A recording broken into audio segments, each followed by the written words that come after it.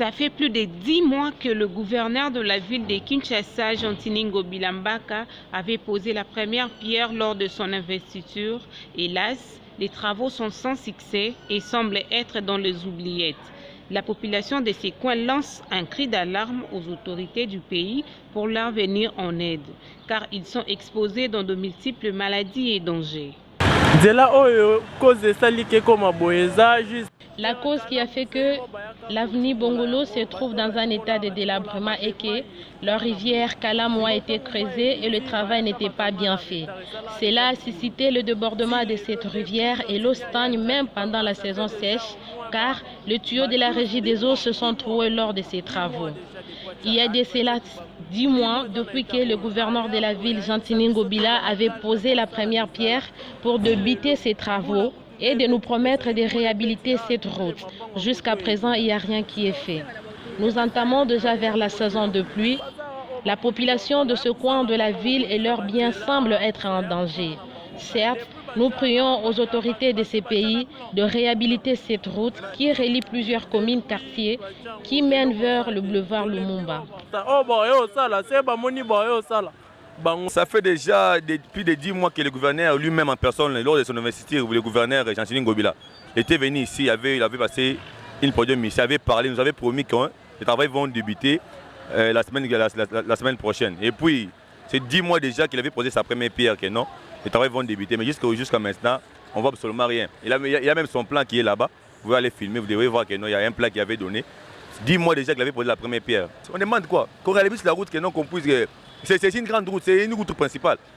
Donc il faut qu'on puisse les réhabiliter au plus tôt possible. Bientôt la saison des pluies va commencer. Par contre, les habitants de ces quartiers jettent des immondices dans la rivière Kalamu et ce qui fait que l'eau ne puisse pas couler normalement et c'est alors qu'il y a débordement lors de fortes pluies. Et l'apport du bourgmestre est invisible face à cette situation. L'eau qui est en train d'abîmer cette route, ce n'est pas l'eau de la pluie mais l'eau des caniveaux. Du fait qu'il n'y a pas de curage de ce caniveau, c'est pour cela qu'il y a normalement une dégradation de l'état de la route. Donc il faut normalement que les autorités prennent en charge, il faut qu'ils cherchent à mettre des gens pour faire le curage, chercher à curer les caniveaux pour laisser à l'eau.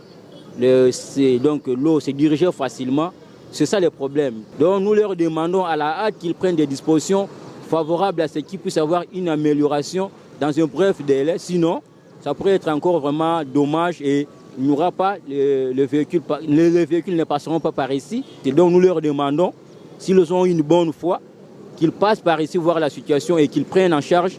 Un étudiant de l'université de Kinshasa, habitant les quartiers, s'exprime sur l'état de délabrement de cette route qui cause la difficulté des transports et l'eau qui stagne même pendant la saison sèche car les tuyaux de la régie des eaux se sont troués lors de travaux antérieurs.